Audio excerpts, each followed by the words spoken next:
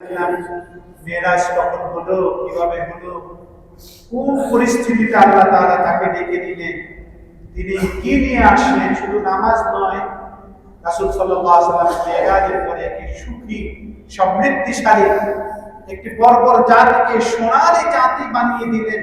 কি থিম নিয়ে আসলেন, ইনশাআল্লাহ আজকের যে মহান আলোচক ইসলামিক স্কলার, যিনি ঢাকা ইউনিভার্সিটি অ্যাসোসিয়েট প্রফেসর, অত্যন্ত মেধাবী এবং শিক্ষিত, বিশেষ করে আমাদের এই মসজিদে গাউসুল আজম এবং বাংলাদেশ মুদাররিসিনের সম্মানিত মহাসচিব হুজুর আধার অধ্যক্ষ হযরত মাওলানা সাফির আহমদ মুমতাজি হুজুরের চয়েসকৃত ব্যক্তিত্ব জনাব হযরত মাওলানা ডক্টর আহসানুল হাদী, যিনি আজকের আলোচক।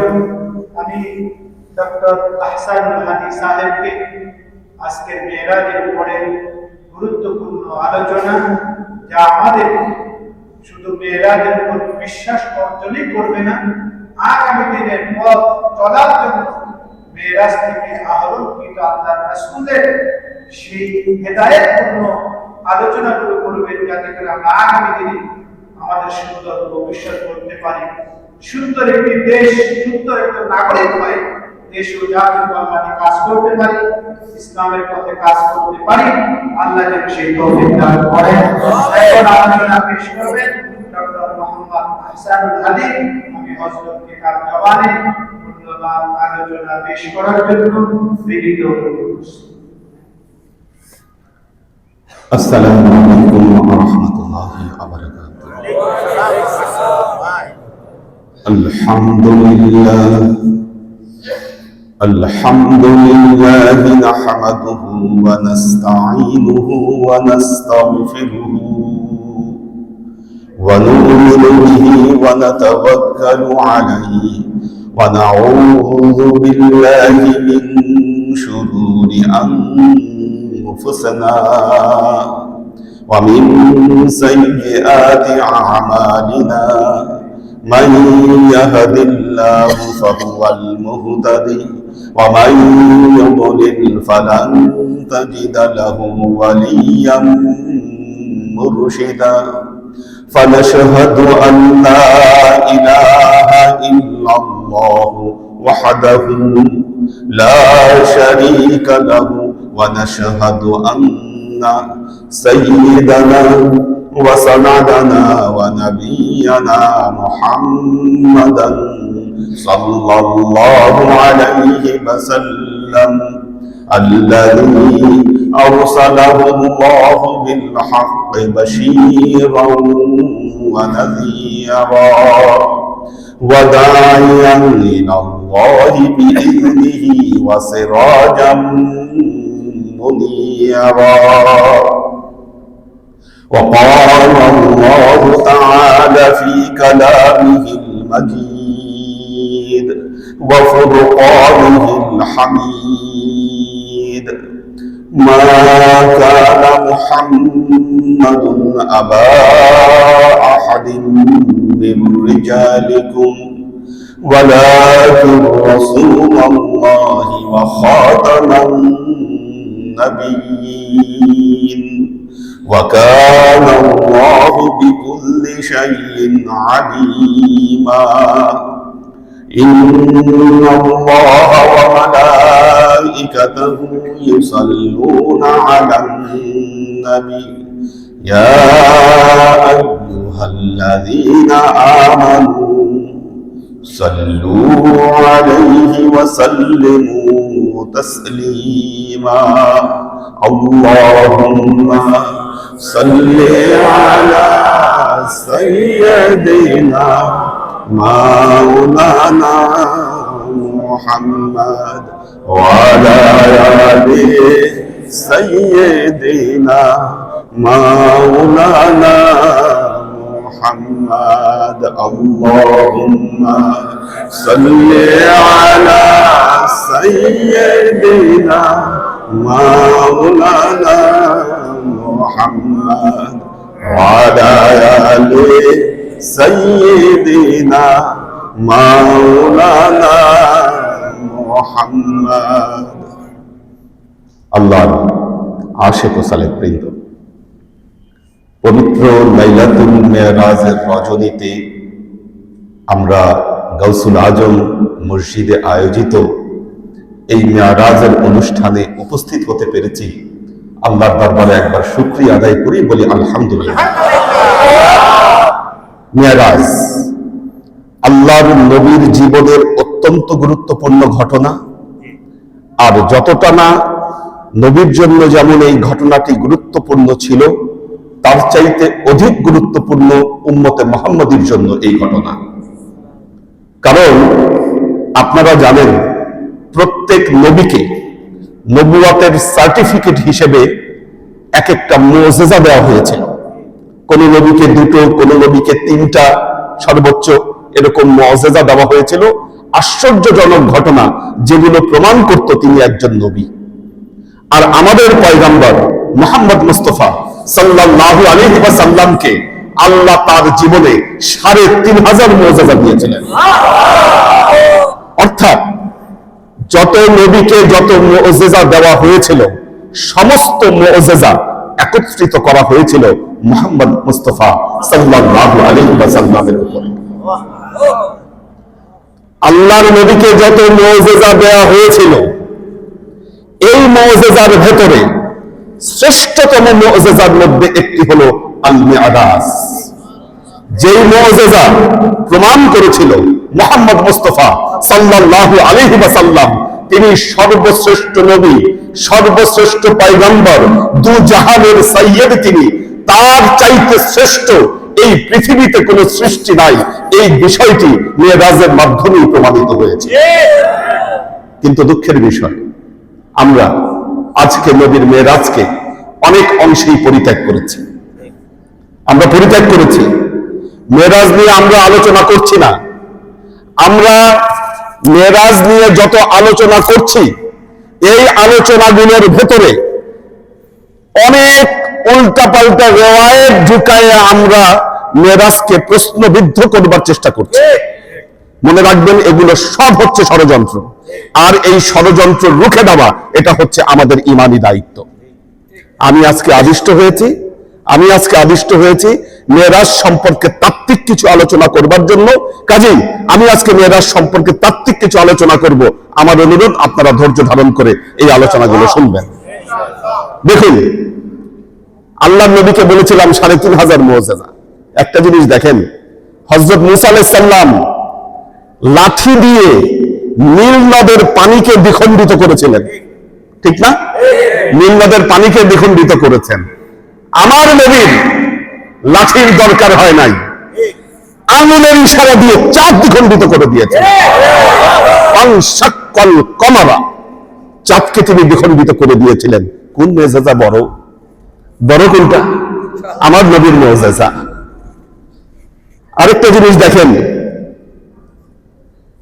আমার নবী, আমরা একটা কথা সবসময় বলি, কাল্লামাল্লাহু মূসা তাকলিমা। হযরত মূসার সাথে আল্লাহ কথা বলেছেন, ঠিক কিনা? মূসার সাথে কথা বলেছেন কোথায়? তুর পাহাড়ে, ওয়াদি মুকাদ্দাসাতে। আর আমার নবীর সাথে কথা বলেছেন কোথায়? আল্লাহ তাকে দাওয়াত দিয়ে, আল্লাহর আরশে নিয়ে, দিদার দিয়ে আল্লাহর আরশে বসে আমার নবীর সাথে কথা বলেছেন। কি মারাত্মক কথা এটা! যে মূসা আলাইহিস সালাম আল্লাহকে দেখতে চাইলো, রব্বি আরিনি, আল্লাহ তোমাকে একবার দেখতে চাই। আল্লাহ সাফ জানাই দিলেন, লান তারানি, কোশ্চিন কালেও আমাকে দেখতে পারবা না। সেখানে আল্লাহ আমার পয়গম্বরকে দাওয়াত দিয়ে আল্লাহর আরশে নিয়ে দিদার তো দিলেন, ফাআওহা ইলা আবদিহি মা আওহা, যা দেওয়ার মেরাজের রাত্রিতে আমার নবীকে দিয়ে দিলেন। আপনারাই বলেন, আজকের পৃথিবীতে যেখানে ইহুদি খ্রিস্টানরা আমাদের সাথে প্রতিযোগিতা করে, এই সমস্ত কথা কি তাদের সহ্য হয়? এই সমস্ত কথা তাদের সহ্য হয় না। আর যেহেতু সহ্য হয় না, সেহেতু মেরাজের আলোচনা যেন না হয়, সেই জন্য মেরাজের উপর ফতোয়া, মেরাজের আলোচনা যেন চতুর্দিকে ছড়িয়ে না যায়, এই জন্য মানুষকে মেরাজ থেকে তারা বিমুখ করে রেখেছে। নাহলে আমার প্রশ্ন, আজকে মেরাজকে যেভাবে পালন করা উচিত ছিল সেইভাবে পালন হচ্ছে না কেন? আপনারা সৌভাগ্যবান, আমার নবীর কাছে আপনাদের যে দায়বদ্ধতা, আজকের অনুষ্ঠানের মাধ্যমে এই দায়বদ্ধতা অনেকটি পূরণ করেছেন। আমাদের পূর্ববর্তী বক্তা আমার ভাই খুব চমৎকার আলোচনা করেছেন মেরাজের শুরু থেকে। মেরাজ শুরু হয়েছিল কোথা থেকে? শুরু হয়েছিল কোথা থেকে? তিনটা বর্ণনা আমরা পাই। একটা হলো হাতিম, বুখারীর বর্ণনায় আসছে, আনা ফিল হাতিম, আল্লাহ নবী বললেন মেরাজের রাতে আমি হাতিমে ছিলাম। আরেকটা বর্ণনায় এসেছে ইনদাল হাজার, হাজরে আসওয়াদের কাছে ছিলাম। আরেকটা বর্ণনা এসেছে আমি উম্মে হানির ঘরে ছিলাম। কি এই তিনটা কথা শুনেছেন আপনারা? আমি হাতিমে ছিলাম, উম্মে হানির ঘরে ছিলাম, আরেকটা হলো হাজরে আসওয়াদের কাছে ছিলাম। একটা জিনিস মনে রাখবেন, তিনটা জায়গা থেকে তো আর শুরু হয়নি মেরাজ, যে কোনো একটা জায়গা থেকে শুরু হয়েছে।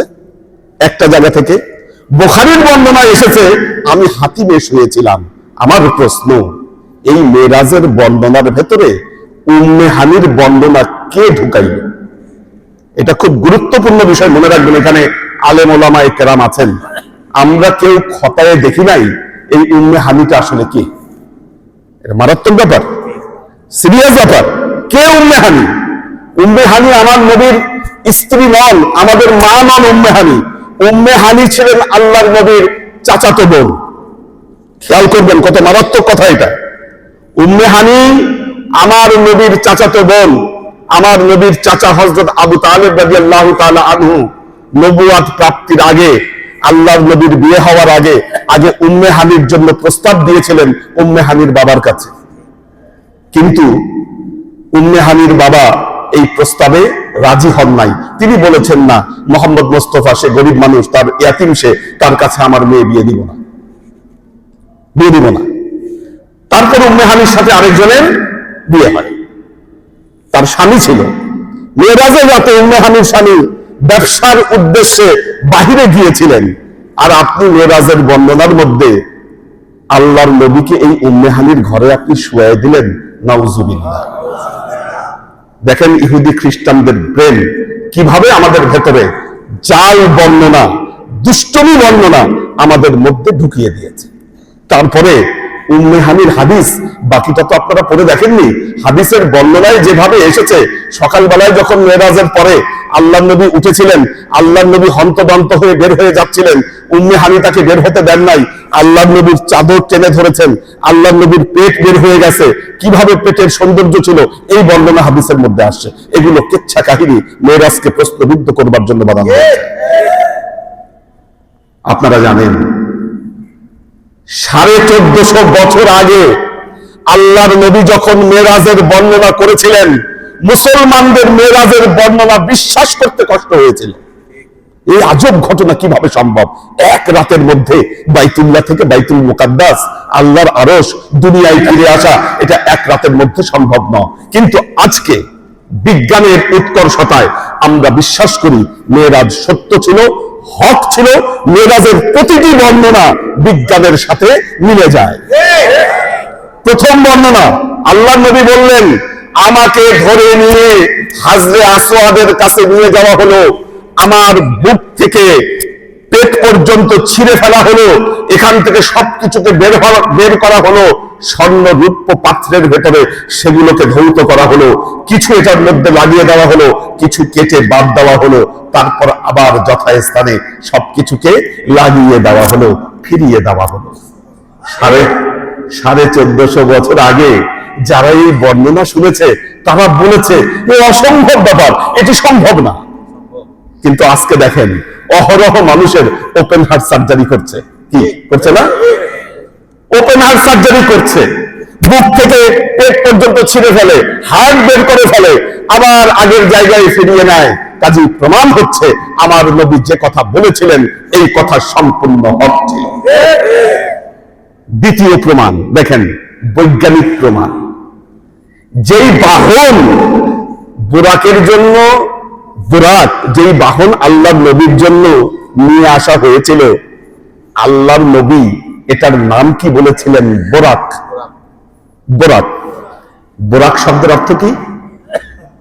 বোরাক শব্দের অর্থ আলো, বিদ্যুৎ। ওই যে বিদ্যুৎ চমকায় না, ইয়াকাদুল বারকু ইয়াখতাফু আবসারাহুম, আল্লাহ বলতেছে যখন বিদ্যুৎ চমকায় তাদের চোখ অন্ধ হয়ে যাবার মতো হয়ে যায় বিদ্যুতের চমকে। বারকুন শব্দ থেকে বোরাক, তার মানে হচ্ছে আলো। আল্লাহ নবী যদি বানিয়ে বলতেন নাউজুবিল্লাহ, কখনো বোরাকের নাম বোরাক বলতেন না, কারণ ওই সময় কেউ জানতো না পৃথিবীতে সবচাইতে গতিশীল বস্তু হচ্ছে আলো।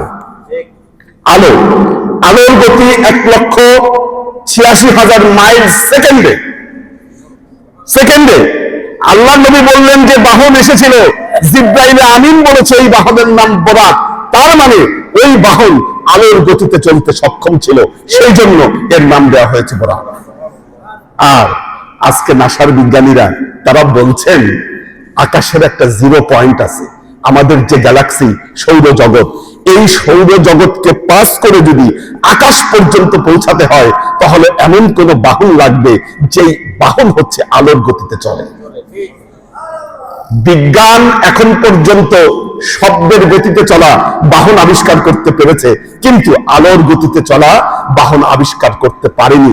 যেদিন পারবে সেদিন তারাও আকাশে পৌঁছাতে পারবে। কি আল্লাহ যদি বানিয়ে বলতেন তাহলে কখনোই বোরাকের নাম তিনি বোরাক বলতেন না। তৃতীয় বর্ণনা দেখেন, আল্লাহ নবী বলছেন ফাওকাল হেমার ওয়া দুনাল বাগাল, যে বোরাকটি এসেছিল এই বোরাকটি ছিল ঘোড়ার চেয়ে ছোট, গাধার চেয়ে বড়। সাইজটা চিন্তা করেন, ঘোড়ার চেয়ে বড়, গাধার চেয়ে ছোট। আপনারা ফাইটার দেখছেন, আধুনিক ফাইটার F-16, যেগুলো ফাইটার শব্দের গতির চেয়ে বেশি জোরে চলে, একটু ফাইটার গুলা দেখেন ওইটার সাইজ কেমন। ঠিক একটা ঘোড়া অথবা তার চাইতে মাত্র 2 জন কোন মতে বসতে পারে, মাত্র 2 জন কোন মতে সেখানে বসতে পারে। কাজেই বোঝা গেল আল্লাহর নবীর বর্ণনা বিজ্ঞানের সাথে হুবহু মিলে যায়। বোরাকের মেরাজের দুটো অংশ। প্রথম অংশকে বলা হচ্ছে ইসরা, দ্বিতীয় অংশ হলো মেরাজ। ইসরা শব্দের অর্থ হলো পরিভ্রমণ, আর মেরাজ শব্দের অর্থ হলো ঊর্ধ্বগমন। আল্লাহর নবী বাইতুল্লাহ থেকে বাইতুল মুকাদ্দাস পর্যন্ত ভ্রমণ করেছেন, এটাকে বলা হচ্ছে ইসরা। ইসরা কেন? সূরা বনী ইসরাঈলে যে আল্লাহ আয়াতটি বলেছেন সুবহানাল্লাযী আসরা বিআবদিহি লাইলাম মিনাল মাসজিদিল হারাম ইলাল মাসজিদিল আকসা। আজকে এশার নামাজে যে আয়াতটি তেলাওয়াত হয়েছে, শুরুতেই এশার নামাজে যে আয়াতটি তেলাওয়াত হয়েছে, যে মহান আল্লাহ আমার নবীকে বাইতুল্লাহ থেকে বাইতুল মুকাদ্দাস পর্যন্ত ভ্রমণ করিয়েছেন। এই যে আসরা শব্দটি ব্যবহার হয়েছে, এর মূল ধাতু হচ্ছে ইসরা। এই যে দুনিয়ার ভেতরে যে পরিভ্রমণ, এই পরিভ্রমণ হচ্ছে প্রথম অংশ ইসরা। বাইতুল মুকাদ্দাস অথবা বাইতুল্লাহ থেকে আল্লাহর আরশ পর্যন্ত পরিভ্রমণ, এটার নাম হচ্ছে মেরাজ। এটার নাম মেরাজ। প্রথম অংশের বর্ণনাটা আগে দিয়ে দেই, দ্বিতীয় অংশের বর্ণনা পবিত্র কোরআন থেকে আমি ব্যাখ্যা করব, যেহেতু প্রথম অংশের বর্ণনা আমার ভাই সূরা বনী ইসরাঈলের আয়াতটি আপনাদের সামনে ব্যাখ্যা করেছেন।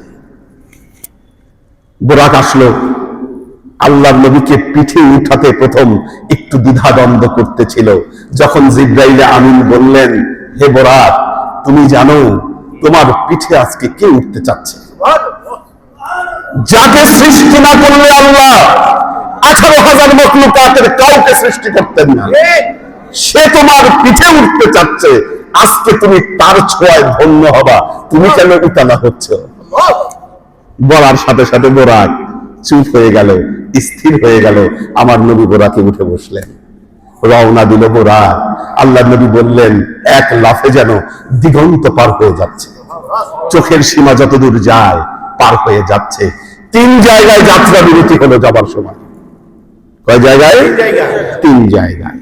প্রথম একটি জায়গায় যাত্রা বিরতি হলো, জিব্রাইল আমিন আমার নবীকে বললেন, ইয়া রাসূলুল্লাহ, আপনি এখানে 2 রাকাত নামাজ পড়েন। আল্লাহ নবী বলছেন, অহুয়ান নাখলা, জায়গাটি ছিল খেজুর গাছে পরিপূর্ণ। আমি সেখানে 2 রাকাত নামাজ আদায় করলাম। জিব্রাইলকে বললাম, জিব্রাইল এটা কোন জায়গা? জিব্রাইলে আমিন বললেন, ইয়া রাসূলুল্লাহ এই জায়গার নাম হলো ইয়াসরিব। আপনি কয়েকদিন পর এখানে আপনি হিজরত করবেন, আপনার সম্মানে এই এলাকার লোকেরা এই জায়গার নাম রাখবে মদিনাতুন নবী, তথা নবীর শহর। দ্বিতীয় জায়গায় যাত্রা বিরতি হলো, আল্লাহ নবীকে সেখানে নামাজ পড়তে নির্দেশ দিলেন। নবী বললেন, আমি নামাজ পড়ছি, আমার মনে হলো মাটির নিচে কেমন ছাই ছাই ছাই ছাই মনে হলো। জিব্রাইল আমিন বললেন, ইয়া রাসূলুল্লাহ আপনি তুর পাহাড়ে নামাজ আদায় করলেন, তুর সাইনা নামাজ আদায় করলেন আপনি। আবার যাত্রা শুরু হলো। তৃতীয় আরেকটি জায়গায় যাত্রা বিরতি হলো, আল্লাহ নবীকে জানানো হলো ওই জায়গার নাম হলো বাইতুল লাহাম, আমরা যেটাকে বলি বেথলহাম, যেটা হযরত ঈসা আলাইহিস সালামের জন্মস্থান। ওখানে 2 রাকাত নামাজ আদায় করে বাইতুল মুকাদ্দাসে আল্লাহ নবী পৌঁছে গেলেন। দেখলেন অনেক যানবাহন ওখানে বাধা আছে, নির্দিষ্ট স্থানে বোরাককে বাঁধলেন, ভেতরে প্রবেশ করলেন। পুরো মসজিদ গমগম করছে মানুষে, পুরো মসজিদ গমগম করছে। জিব্রাইল আমিন জানালেন, ইয়া রাসূলুল্লাহ এই মসজিদের মধ্যে যাদেরকে দেখতে পাচ্ছেন এনারা হলো 1,24,000 পয়গম্বর। আল্লাহ আজকে এই মসজিদে সবাইকে পাঠিয়ে দিয়েছে। আজান হলো, ইমামতি করবে কে? কেউ বুঝছে না কে হবে ইমাম। জিব্রাইল আমিন আল্লাহর নবীর হাতটা ধরলেন, ধরায় তিনি মেম্বারে দাঁড় করিয়ে দিলেন নামাজের মুসাল্লায়। বললেন, ইয়া রাসূলুল্লাহ আপনি হবেন আজকের এই মজলিসের ইমাম।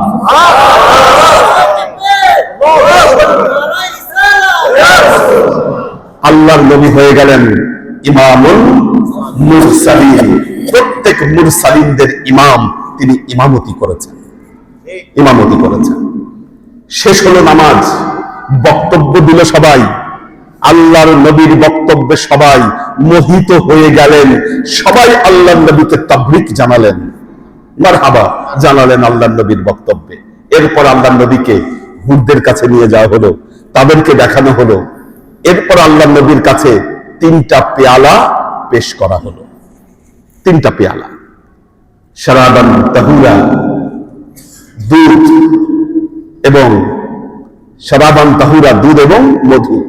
আল্লাহর নবী এই 3টা পেয়ালা থেকে তিনি দুধের পেয়ালাকে বেছে নিলেন। জিব্রাইলে আমিন জানালেন, ইয়া রাসূলুল্লাহ আপনি ফিতরাতের ধর্মকে নির্বাচন করলেন। কিসের ধর্ম? ফিতরাত। ফিতরাত মানে স্বভাব, স্বভাবে যার ধর্ম। কিরকম স্বভাব যার ধর্ম? আমাদের ইসলাম এটা স্বভাবজাত ধর্ম। কেমন? এই যে আমার হাতে এটা কি? চায়ের কাপ না? আমি এখন বিসমিল্লাহ বলে এই চায়ের কাপে একটা চুমুক দেই। আমার নবীর সুন্নত অনুসরণ করবার কারণে এই চা খাওয়াটা ইবাদত হবে কিনা? গোসল করা বৈষয়িক কাজ। আপনি নবীর সুন্নত অনুসারে আপনি ওই কুলি করেন, নাকে পানি দেন, তারপর গায়ে আপনি পানি ঢালেন, ওই গোসল আপনার ইবাদত হবে কিনা? আপনার ঘুমানো এটা আমার বৈষয়িক কাজ। আপনি নবীর সুন্নত অনুসারে ডান কাঁধ হয়ে আপনি শুয়ে যান, ঘুম হবে আপনার ইবাদত। কাজেই আমাদের দিনকে এমন ভাবে আল্লাহ বানিয়ে দিয়েছেন, আমাদের পুরো জীবনটাকে আমরা ইবাদতে পরিণত করতে পারি। এটা হলো ফিতরাতের ধর্ম। আল্লাহর নবী ফিতরাতের ধর্মকে নির্বাচন করলেন। এবার ঊর্ধ্বগমনের পালা শুরু, ঊর্ধ্বগমনের পালা শুরু। এর বর্ণনা এসেছে সূরা আন-নাজম। সূরা আন-নাজম, এই সূরা আন-নাজমের ব্যাখ্যাটা আপনাদেরকে একটু করব। আল্লাহ বলছেন, আউযু বিল্লাহি মিনাশ শাইতানির রাজীম, বিসমিল্লাহির রাহমানির রাহিম, ওয়ান নাজমি ইযা হাওয়া মা দাল্লা সাহিবুকুম ওয়া মা গাওয়া। ওয়ান নাজমি, আল্লাহ বললেন সেই তারকার কসম, ওয়ান নাজমি ওই তারকার কসম, ইযা হাওয়া যখন এই তারকা গত হয়ে গেল, মিলিয়ে গেল। প্রশ্ন হলো কোন এই তারকা? কোন এই তারকা? এই তারকার ব্যাপারে কয়েকটি বর্ণনা এসেছে।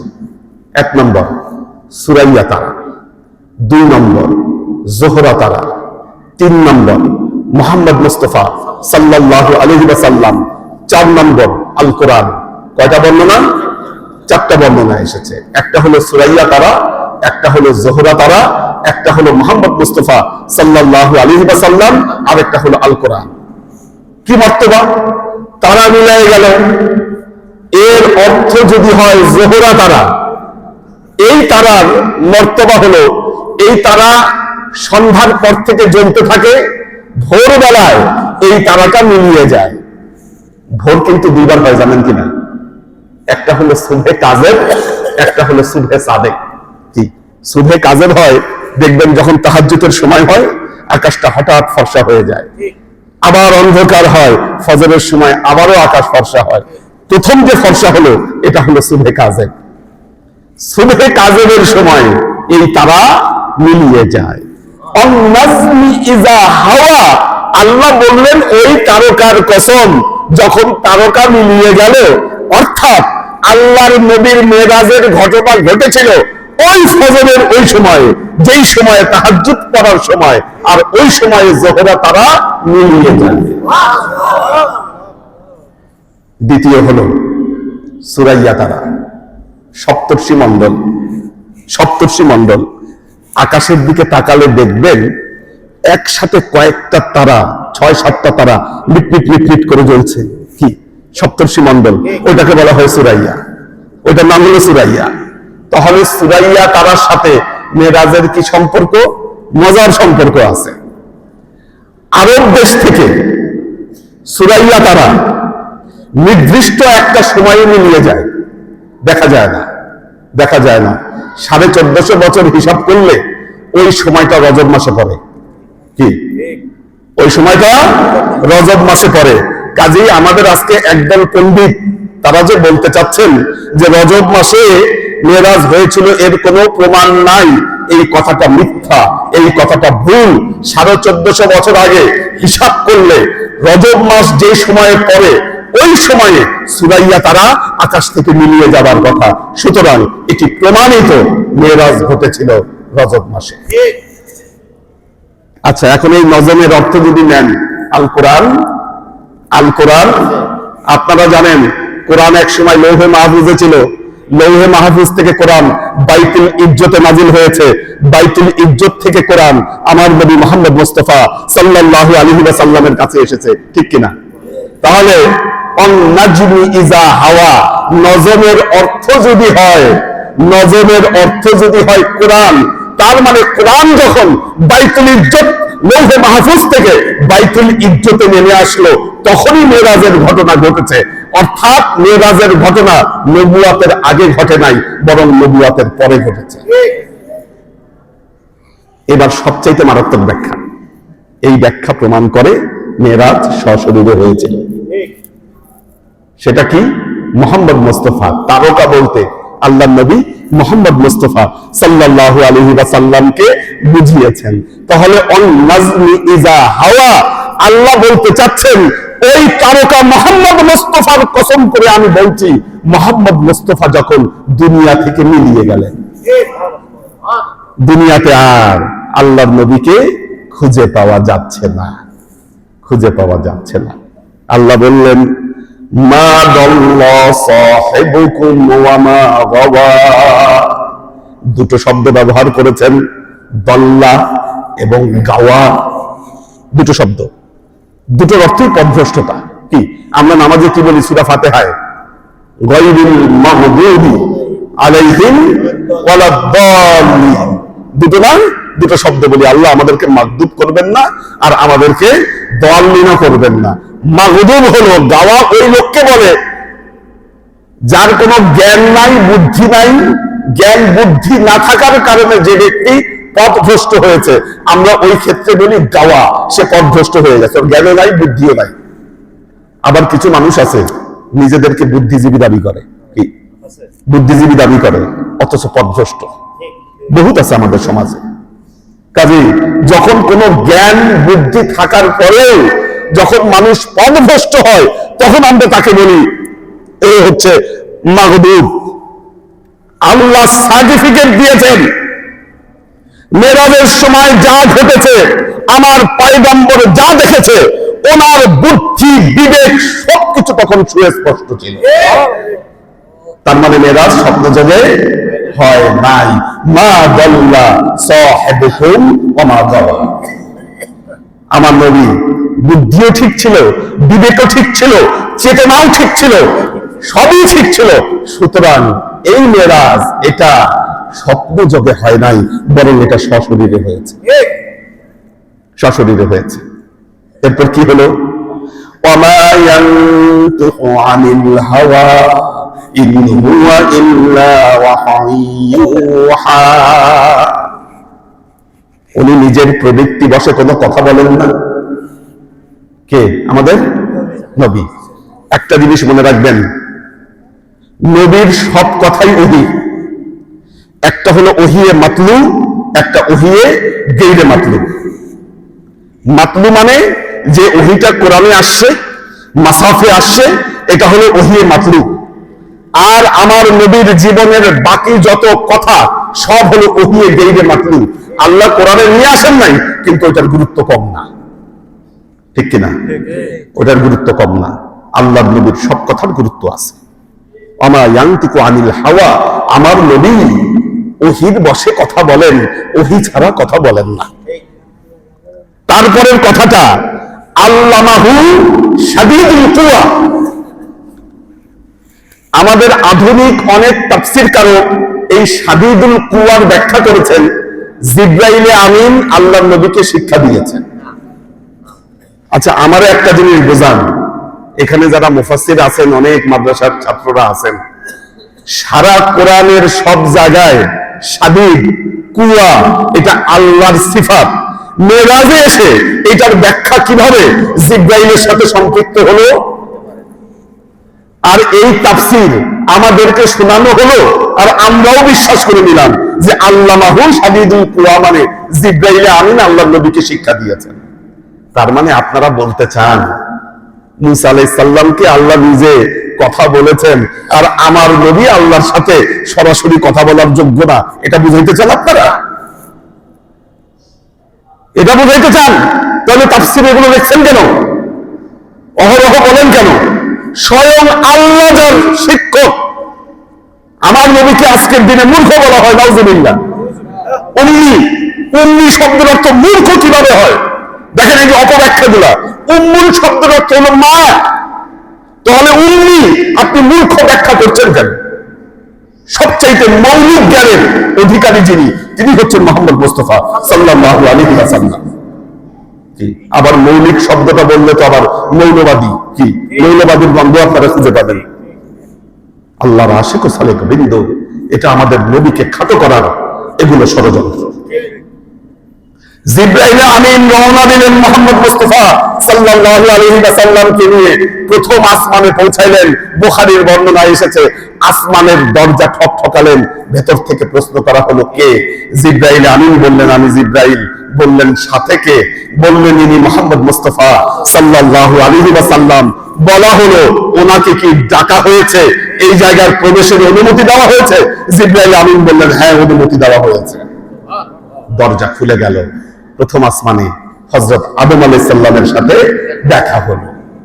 হযরত আদম আলাইহিস সালাম ডান দিকে তাকালে হাসেন, বাম দিকে তাকালে কাঁদেন।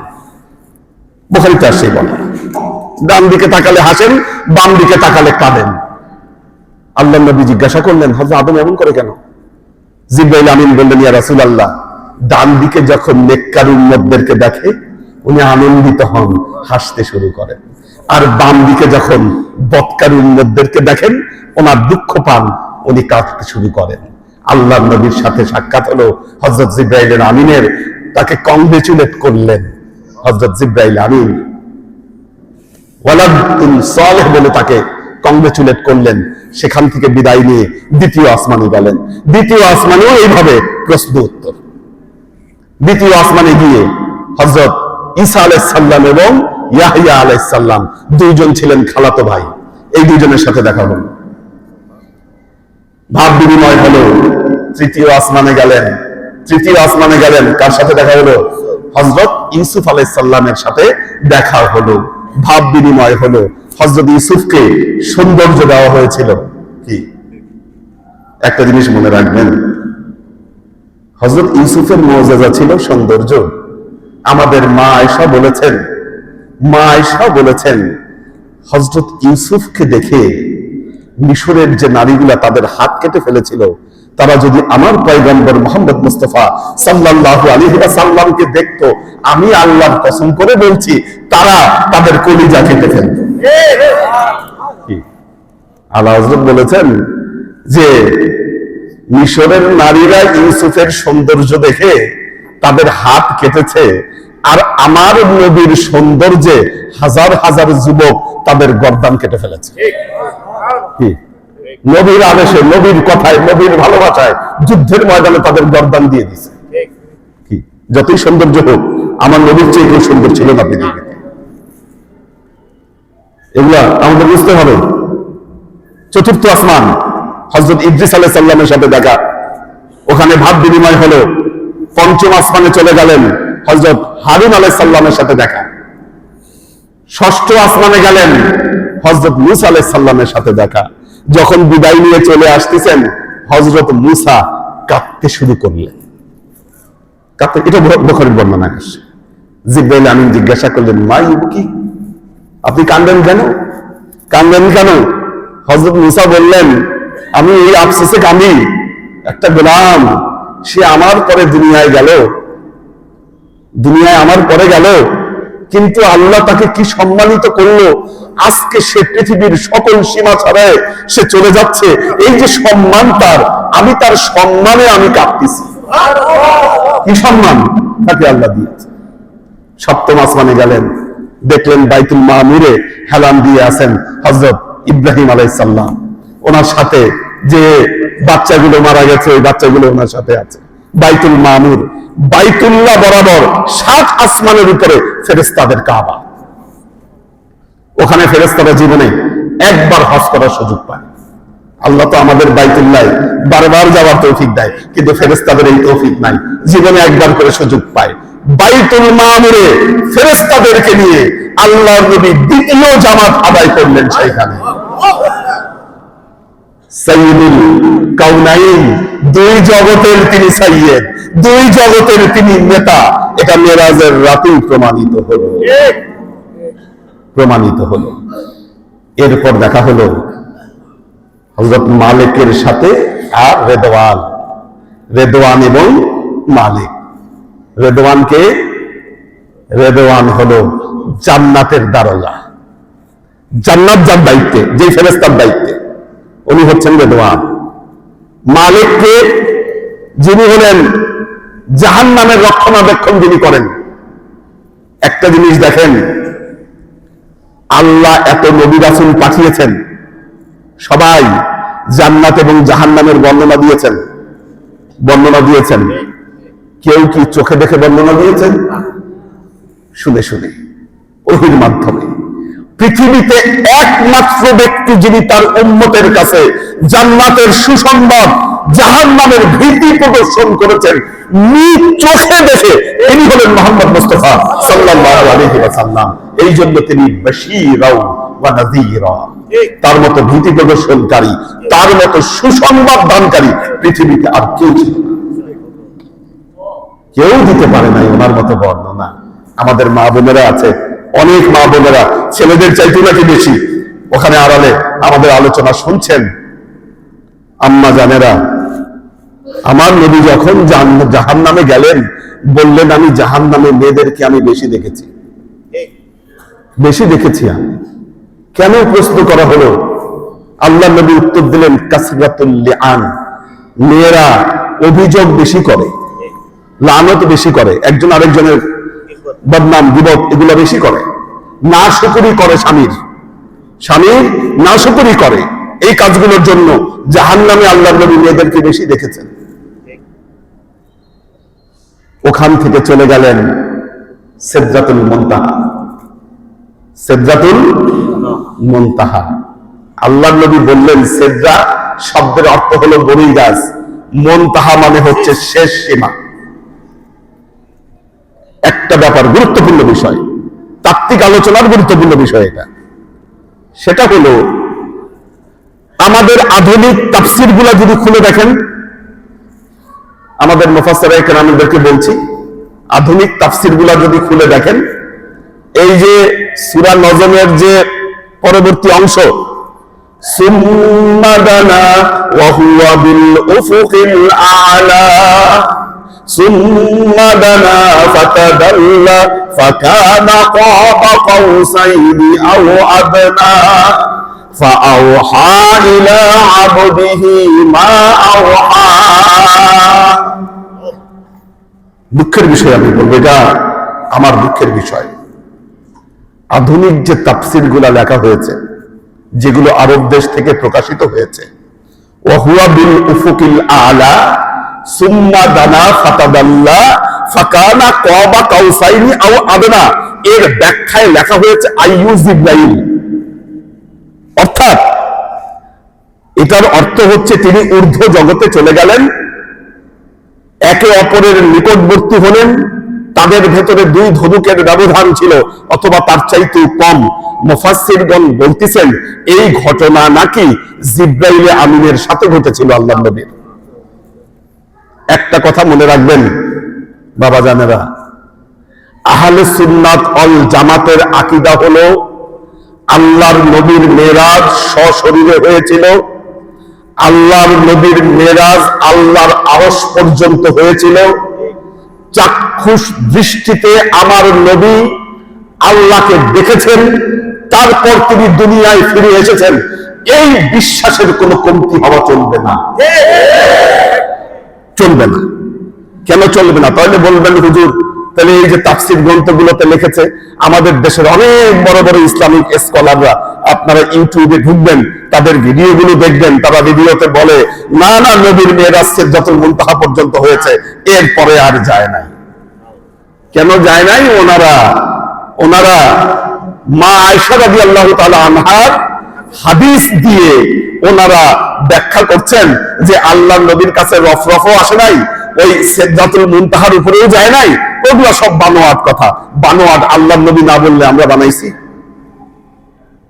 এখানে বর্ণনার দুটো ধারা, তিনটা ধারা আছে। এক বর্ণনা আসছে মা আয়েশার কাছ থেকে, আরেকটা এসেছে রাসূল মুফাসসিরিন হযরত আব্দুল্লাহ ইবনে আব্বাস রাদিয়াল্লাহু তাআলা আনহুর কাছে, অপর আরেকটি বর্ণনা আসছে হযরত আনাস ইবনে মালিক রাদিয়াল্লাহু তাআলা আনহুর কাছ থেকে। হযরত আনাস ইবনে মালিক রাদিয়াল্লাহু তাআলা আনহু, ওনাকে বলা হয় খাদেমুন নবী, নবীর খাদেম। উনি যত বছর হায়াত পেয়েছেন, এত বছর হায়াত নবীর সাহাবাদের মধ্যে আর কেউ পান নাই, আর কেউ পান নাই এত বড় হায়াত। 100 বছরের উপরে হায়াত পেয়েছেন তিনি, খাদেমুন নবী হযরত আনাস। হযরত আনাস থেকে বর্ণনা এসেছে আল্লাহর নবী সিদরাতুল মুনতাহা পার হয়ে গেছেন, রফরফে করে গেছেন, এবং এর পরবর্তী যত বর্ণনা হযরত আনাস ইবনে মালিক রাদিয়াল্লাহু তাআলা আনহু বর্ণনাগুলো করেছেন। হযরত আব্দুল্লাহ ইবনে আব্বাস রাদিয়াল্লাহু তাআলা আনহু একই বর্ণনা করেছেন। একমাত্র মা আয়েশা বলেছেন যে না, আল্লাহর নবী সিদরাতুল মুনতাহা পর্যন্ত গেছেন। এখন আপনারা কোন বর্ণনা নেবেন? ঘটনা হলো মেরাজ আল্লাহর নবীর জীবনে একবার ঘটে নাই, বহুবার ঘটছে, বহুবার ঘটছে।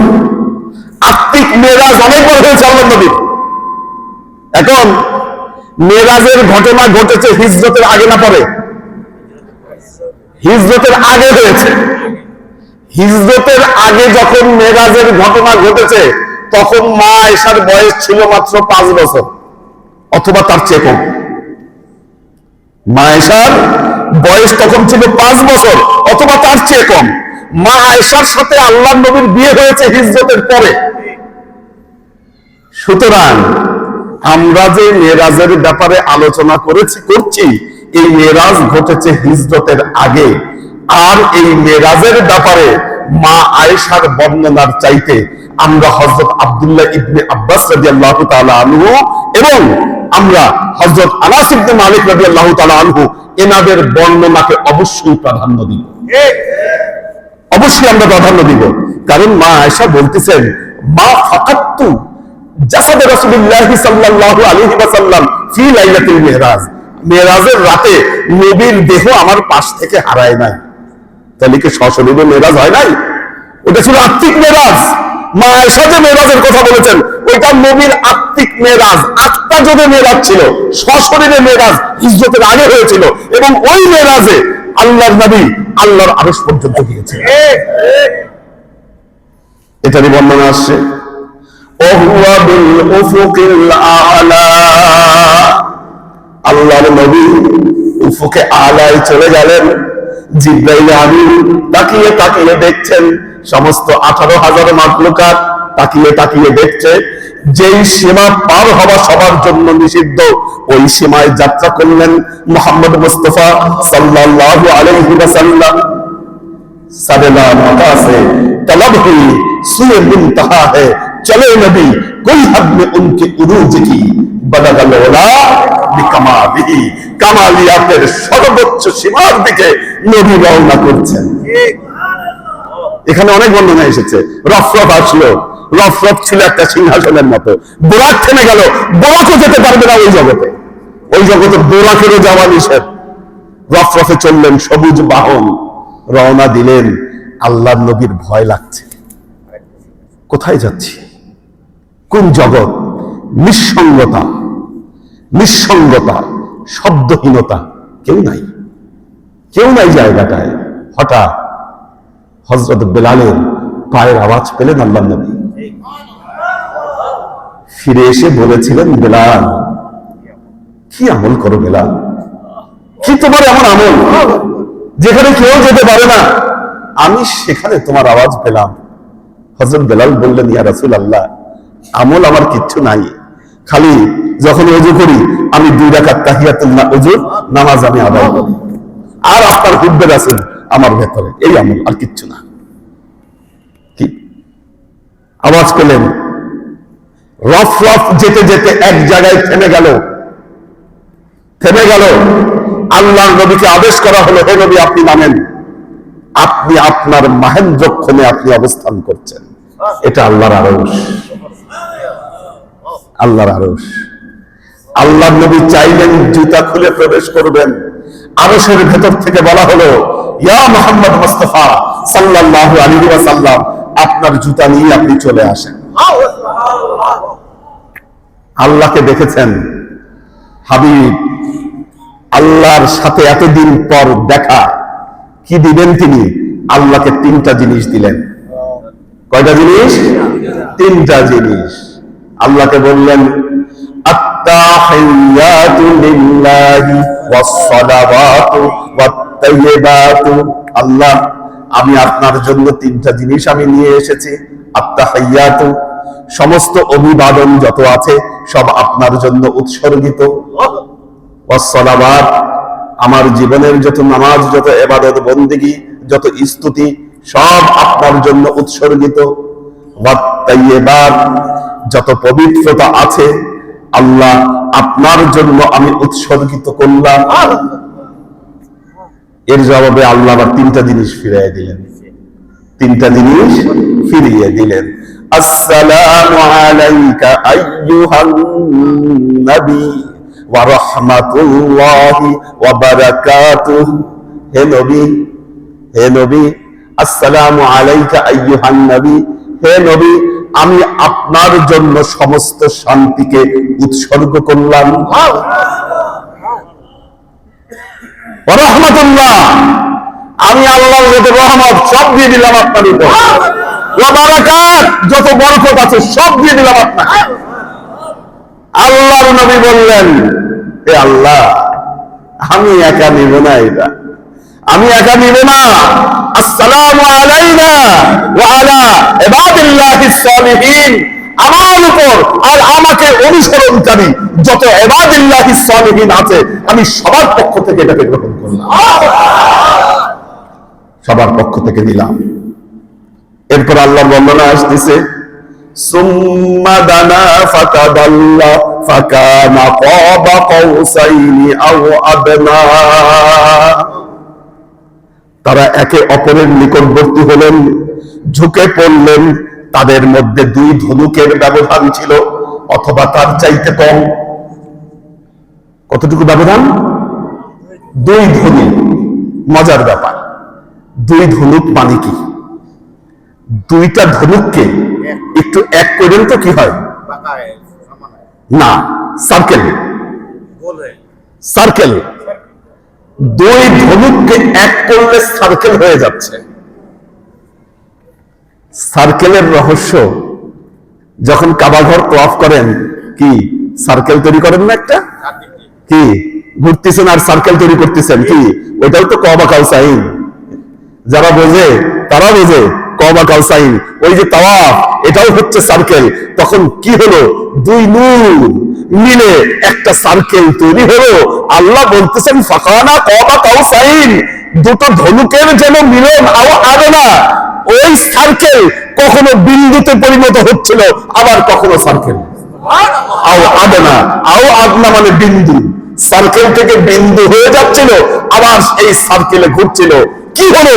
এই রহস্য সৃষ্টি জগতের কেউ জানে না, কিন্তু সবাই যখন দেখছে এই রহস্য, কোথায় চলে গেলেন মুহাম্মদ মুস্তাফা সাল্লাল্লাহু আলাইহি ওয়াসাল্লাম?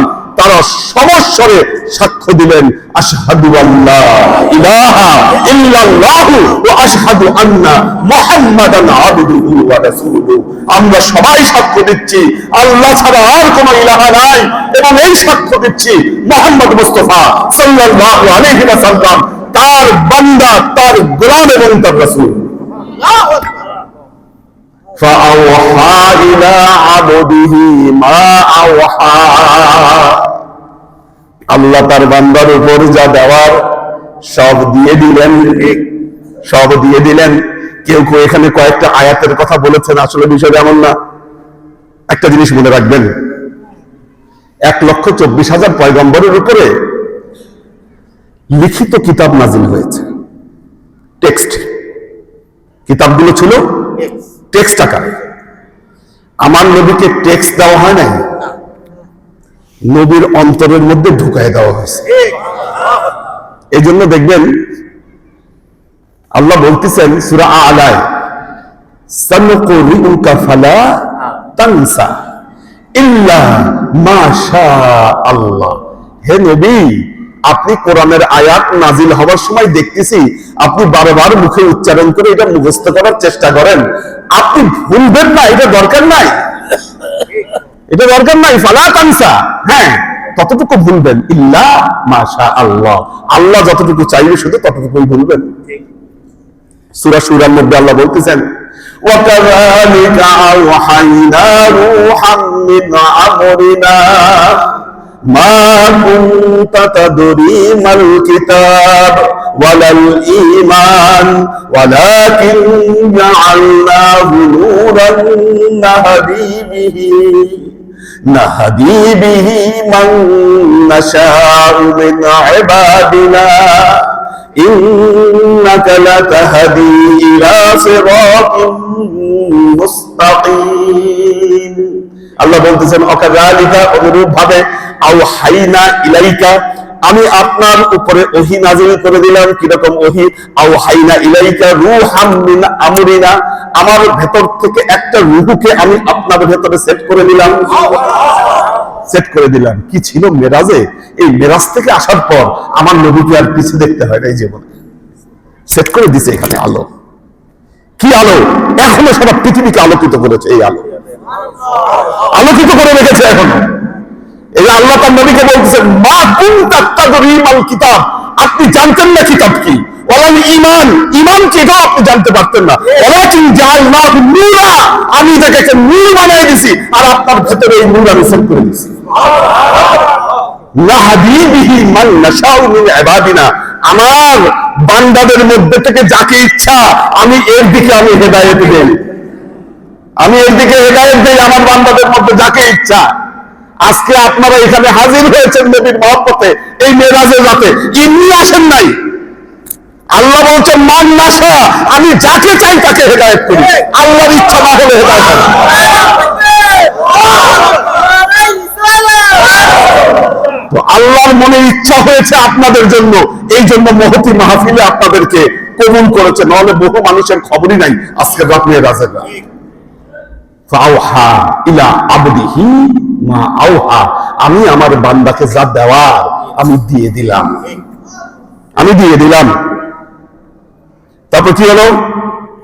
মা কাযাবাল ফুআদু মা রাআ আফাতুমারুনাহু আলা মা ইয়ারা ওয়া লাকাদ রাআহু নাযলাতান উখরা। কয়বার দেখেছেন এই সূরার বর্ণনায়? সূরা নজমের বর্ণনায় আল্লাহর নবী মেরাজে দুইবার দেখেছিলেন, দুইবার দেখেছিলেন। প্রথম দেখাটা চাক্ষুষ চোখে আল্লাহর আরশে বসে ফেস টু ফেস, তারপর হয়েছিল কবা কাউসাইন। যখন ফিরে আসতেছেন সিদরাতুল মুনতাহায় আসার পর আবারও আল্লাহ তার হাবিবকে দিদার দিলেন, আবারও দিদার দিলেন। কিন্তু এই দিদারটা আবার ভিন্ন দিদার, এটা হচ্ছে আমাদের জন্য ফায়েজ নিয়ে আসছেন। কি নিয়ে আসছেন? ফায়েজ। ফায়েজটা কি দেখেন, আল্লাহর সাথে বান্দার যোগাযোগ কি আমাদের বান্দাদের মধ্যে আল্লাহর সাথে অনেকের যোগাযোগ হয় না? হয়। আল্লাহ বলতেছেন কোরআনে, আল্লাহ কোরআনে বলতেছেন ওয়া ইযা সাআলাকা ইবাদি আন্নী ফাইন্নী করিব উজিবু দাওয়াতাদ দাঈ ইযা দাআনি। যখন আমার কোন বান্দা আপনাকে জিজ্ঞাসা করে আমার সম্পর্কে, আপনি বলেন আমি তাদের খুব কাছে অবস্থান করছি, আমি তার প্রত্যেকটা প্রশ্নের জবাব আমি আল্লাহ দেই যখন আমাকে ডাকে। তো নামাজে, ইবাদত বন্দিগিতে আল্লাহর সাথে মানুষের মাঝে মধ্যে সাক্ষাৎ হয়। কার সাথে কোন হালতে কোন সুরতে হবে এটা কেউ বলতে পারে না, জানে না। এই জন্য দেখেন, এই যে আল্লাহর যে নাম শিক্ষা দিয়েছেন না, হুয়াল্লাহুল খালিকুল বারিউল মুসাউবিরু লাহুল আসমাউল হুসনা ইউসাব্বিহু লাহু মা ফিস সামাওয়াতি ওয়াল আরদ ওয়া হুয়াল আজিজুল হাকীম। আল্লাহর নামগুলো বলে আল্লাহ বলতেছেন হুয়াল্লাহুল খালিকুল বারিউল, তিনি খালেক, তিনি বারি, এটাকে আরো বলেছেন। এরপর বলতেছেন মুসাউবিরু লাহু, মুসাউবির তাসবির বলে, অর্থাৎ আল্লাহর যে নূরের ঝলক, আল্লাহর সম্পর্কে যে ধারণা, তার আসমায়ে হুসনা মানুষের অন্তরে এঁকে দেয়। নামাজ যদি এটা হাদিস না, as-সালাতু মিরাজুল মুমিনিন যেটা বলা হয়, এটা হাদিস নয়, কিন্তু এই কথার মাহাত্ম্য আছে, এটার। তো বলতেছে ওয়ালাকাদ রাআহু নাযলাতান উখরা, আমার নবী আল্লাহকে শেষবারের মতো দেখলেন। কোথায় দেখলেন? ইনদা সিদরাতিল মুনতাহা, যখন সিদরায়ে মুনতাহায় আবার ফিরে আসলেন, এই সিদরায়ে মুনতাহা থেকে আল্লাহকে আবার দেখলেন।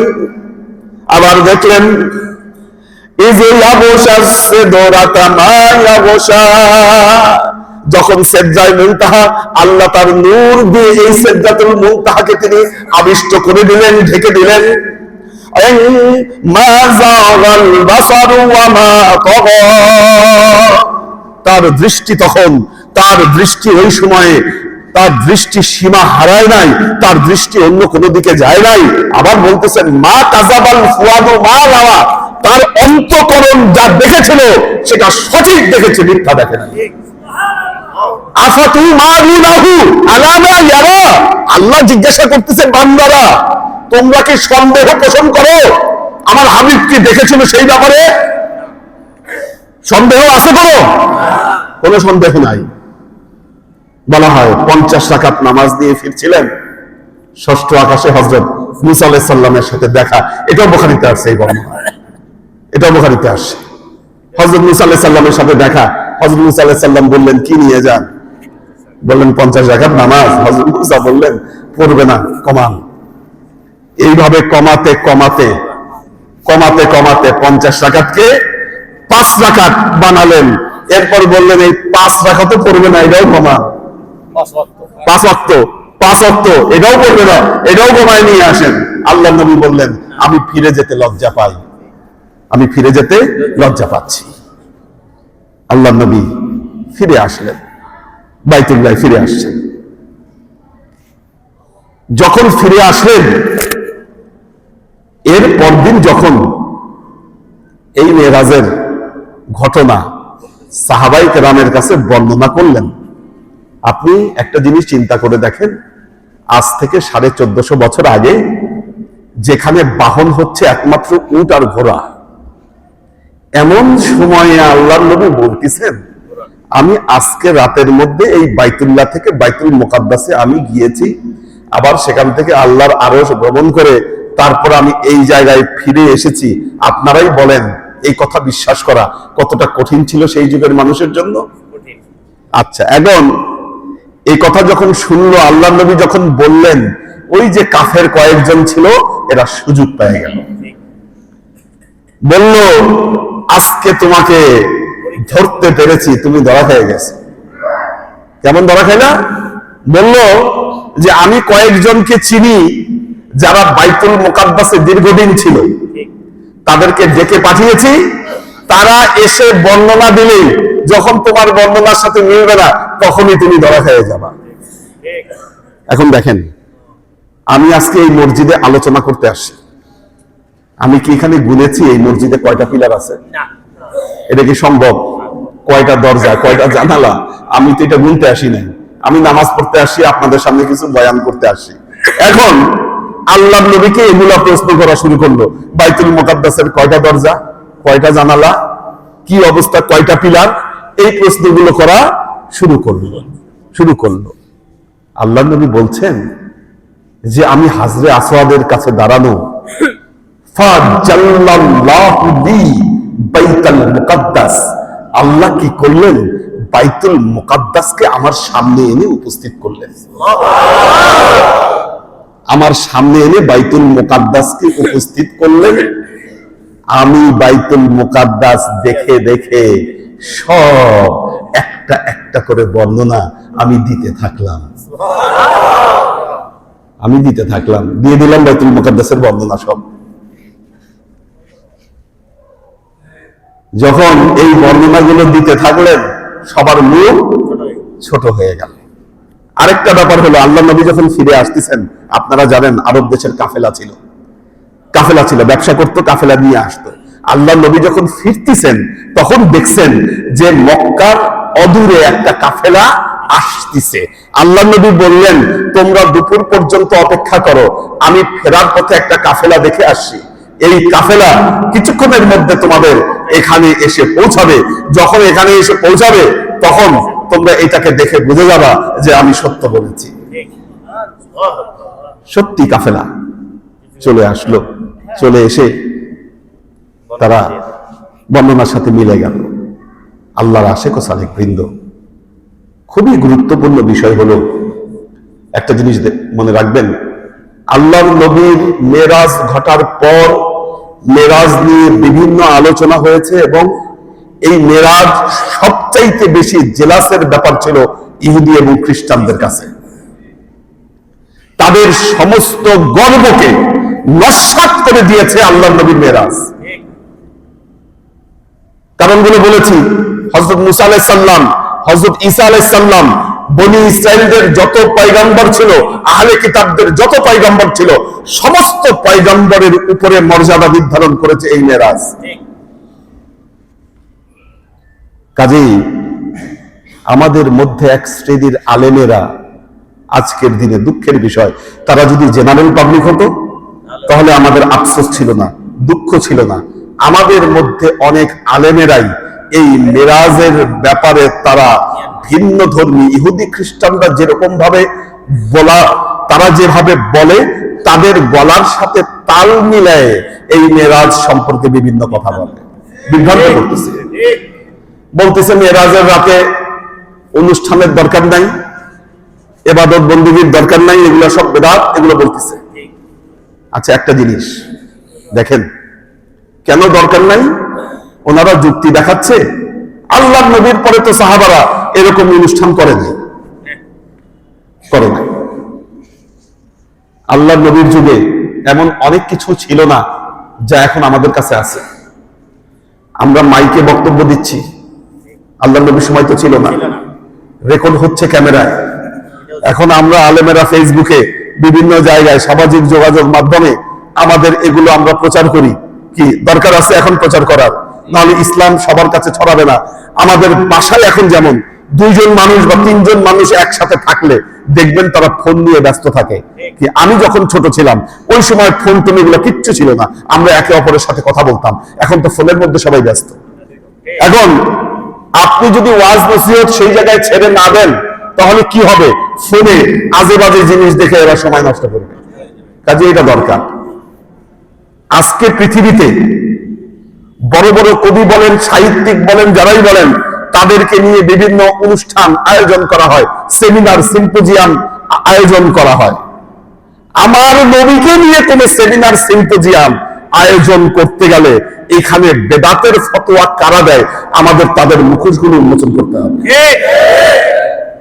আজকে যদি মেরাজ নিয়ে আলোচনা না হতো, মেরাজ সম্পর্কে অনেকেরই কনসেপ্ট এই ধরনের অনুষ্ঠানের মাধ্যমে ক্লিয়ার হয়ে যাবে। আপনি যদি আয়োজনই না করেন, আয়োজন করতে না দেন, ভবিষ্যৎ প্রজন্ম থেকে এই আলোচনাগুলো হারিয়ে যাবে। এই আলোচনাগুলো ঠিক তেমনি দেখবেন ঈদে মিলাদুন নবী আসলে এরকম ফতোয়াবাজি শুরু হয়ে যায়, না নবীর এই দিনে কোনো অনুষ্ঠান করা যাবে না। আপনি যদি অনুষ্ঠান না করেন, নবীর শ্রেষ্ঠত্ব বয়ান করবে কারা?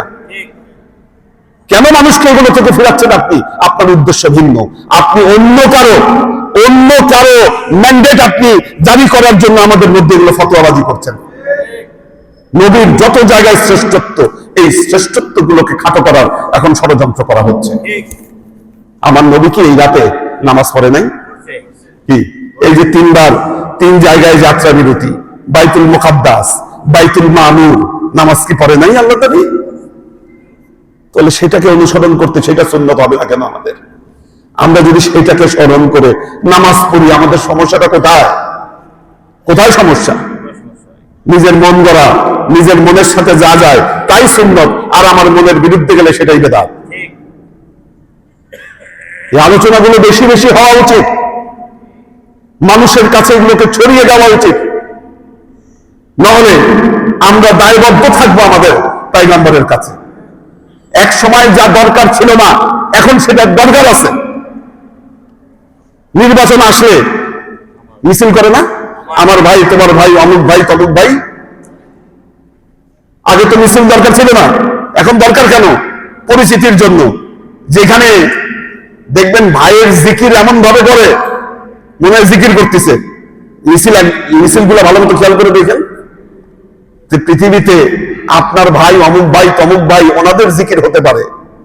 আমাদের পয়গম্বর আল্লাহ বলেছে ওয়ারাফা'না লাকা যিকরাক, আমি আপনার জিকিরকে সমুন্নত করেছি। আমার নবীর জিকির হবে না কেন? আমার নবীর জিকির হবে না কেন? আল্লাহ নবীর রুহানি শক্তি, রুহানি পাওয়ার, দ্বীন প্রচারের জন্য যা কিছু দরকার সব আজকের রাতে আমার নবীকে দিয়ে দিয়েছিলেন। আমার নবীকে দিয়ে দিয়েছিলেন এমন এক শক্তি নবীর ভেতরে আল্লাহ দিয়ে দিয়েছিলেন। আল্লাহর নবীর সামনে যারা আসতো, জিসনে দেখা তো মর হি গায়া, কি জিসনে দেখা তো মর হি গায়া। আল্লাহর নবীকে দেখা মানে ঈমান না নিয়ে ফিরে গেছে, এরকম ঘটনা ঘটে নাই। এই রাতে দেখবেন, এই রাতে এই যে ওয়ালাকাদ রাআ মিন আয়াতি রাব্বিহিল কুবরা, আমার রবের বড় বড় নিদর্শন আল্লাহ দেখিয়েছিলেন এই রাতে। এবং সূরা বনী ইসরাইল দেখবেন, সূরা বনী ইসরাইলের যে আয়াতগুলা, প্রথম আয়াতে নবীর মেরাজের কথা বলে, এরপর দেখবেন হযরত মুসা আলাইহিস সালামের কথা বলেছেন, এরপর ওয়া হামালনা নূহান, হযরত নূহ আলাইহিস সালাম এবং তার কওমকে নৌকায় চড়িয়েছেন। এই সমস্ত বর্ণনা এনে সূরা বনী ইসরাইলের ফয়সালা হলো আল্লাহর নবী যে শ্রেষ্ঠ, এই ফয়সালা মেরাজের মাধ্যমে প্রমাণিত হয়েছে। সুতরাং আসুন আমরা মেরাজের কালচারকে বদলে দেই। আমাদের মধ্যে এই কালচারগুলো ফিকে হয়ে গেছে কিছু মানুষের অপপ্রচারের কারণে। আমরা যেভাবে মেরাজকে পালন করছি, আরো শৌক, আরো যোগ, আরো উদ্দীপনার সহ আমাদের পালন করা উচিত ছিল।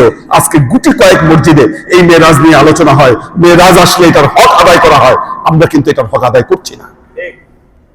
ধন্যবাদ জানাচ্ছি এখানে জামিয়াতুল মুদাররিসিনের যিনি মহাসচিব শাব্বির আহমেদ মুমতাজি, উনি আসলে উনি আমাকে দাওয়াত দিয়েছেন।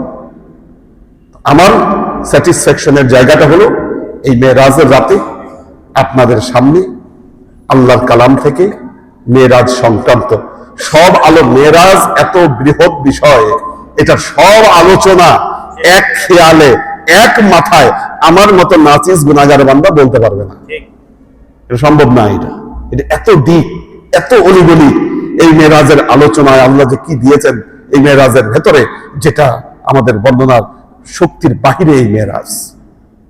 এই মেরাজ আল্লাহ আমাদেরকে এর যথাযথ মর্যাদা, আমরা যেন আমাদের পরিবার পরিজনে সব জায়গায় যেন এই মেরাজের প্রতি আলোচনা, এই মেরাজের আলোচনা মানেই দেখবেন সম্মিলিত ইবাদত, সম্মিলিত আলোচনা আসলে কিছু কিছু মানুষের মুখ শুকায় যায়, বলে সম্মিলিত ইবাদত চলবে না। কেন? তার কারণ হলো উম্মতে মুহাম্মাদীর যখন ইউনিটি হয়, একসাথে বন্দেগী করে, ওদের কলিজার পানি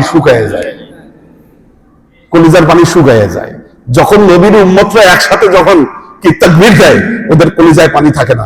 এই জন্য এদেরকে সম্মিলিত ইবাদত থেকে বিরত রাখার চেষ্টা করা হচ্ছে, বিচ্যুত করে রেখেছে। আল্লাহ আমাদের এগুলো ষড়যন্ত্র থেকে রক্ষা করুন। আজকে এই পর্যন্তই, আমাদের ওখানে একটা আলোচনা আছে, যেতে হবে ওখানে। তো আজকে এই পর্যন্তই আপনাদের সামনে আলোচনা পরিসমাপ্তি টানলাম। বারাকাল্লাহু লানা ওয়া লাকুম ফিল কুরআনিল আযীম ওয়া নাফা'ানা ওয়া ইয়্যাকুম বিল আয়াতি ওয়া যিকরিল হাকীম ইন্নাহু তাআলা জাওয়াদুল কারীমুম মালিকুন বাররাউফুর রহিম।